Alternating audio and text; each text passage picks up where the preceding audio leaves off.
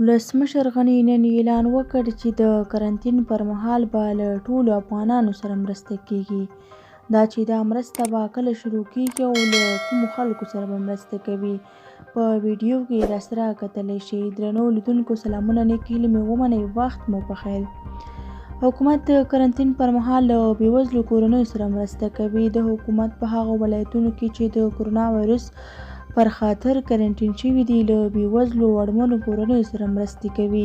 د معلوماتو تر مخه افغان حکومت د کرونا وایرس د خپرېدو مخنیوي په موخه په کرنټین شوي ولایتونو کې له خلکو سره د مرستې اعلان کړی دی.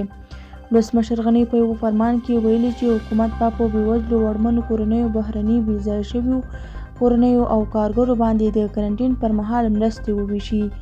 خو که څه هم دا معلومات نه دي ورکړل شوي چې حکومت د دې مرستو لپاره څومره پیسې ځانګړې کړي او په کومو ولایتونو کې به څومره کورنیو ته مرستې وویشل شي، خو احتمال دا دی چې ډېرو هغو کورنیو ته به خوراکي توکي مرسته وشي چې د کرنټین پر مهال له بد وضعیت سره مخ دي.